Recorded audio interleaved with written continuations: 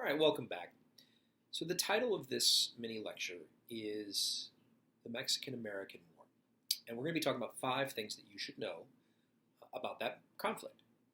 So the first is something called Manifest Destiny. Manifest Destiny was a cultural belief that a number of Americans held, particularly white Americans, in the 1830s and 40s and 50s, where they believed that territories that were not part of the United States should be a part of the United States, essentially by their birthright. Now, what this meant was that a number of different groups and individual actors at this time would advocate for a rather aggressive form of foreign policy, particularly violent, influenced by white supremacist sort of racial connotations, all of that.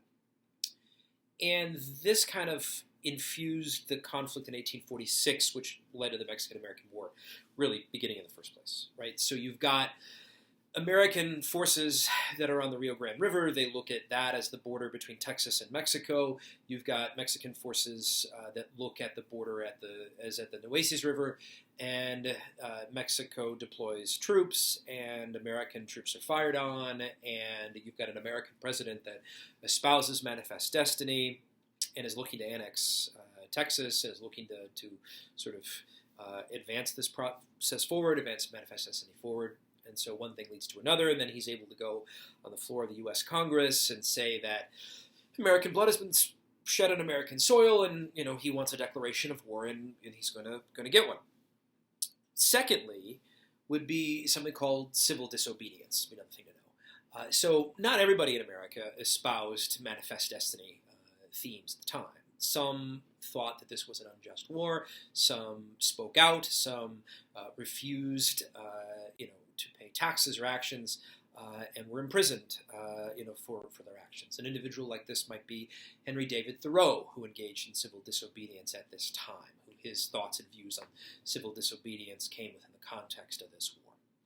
Third would be something called Los Diablos Tejanos, or what we call today the Texas Rangers. So these are really kind of individuals in Texas in the 1840s who operate somewhat like a mobile version of what earlier militias would have operated at in the colonial period for the Americans and in the early national period for the Americans. But in 1847, they're used as kind of an auxiliary arm of the military throughout parts of Mexico and the territories. And their record there in 1847 in particular is noted for its engaging in civilian atrocities. So it's something for us to acknowledge and to confront. Now, fourthly would be the actions of the U.S. military themselves, particularly 1847.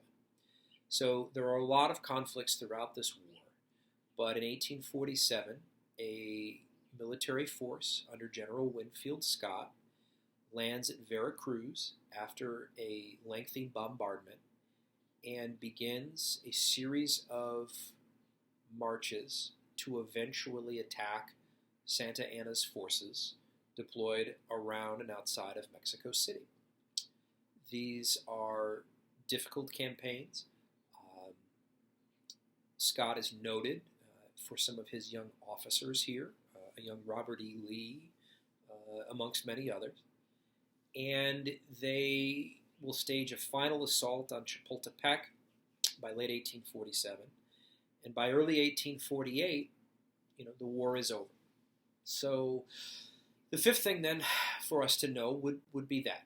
There is a treaty that brings the war to an end in early 1848. It's called the Treaty of Guadalupe Hidalgo. And outside of the United States paying a great deal of money to Mexico, the war vastly increases the size of the modern United States. Much of what is now the southwestern United States is ceded to the U.S. Because of this treaty. It's something like 40% of the nation of Mexico is acquired here. So by 1848, then, the war is over. And because of this land acquisition, the Mexican-American War brings into the national political discussion questions of extension of slavery into these territories. And those questions, of course, would not be addressed until the American Civil War. Thanks very much.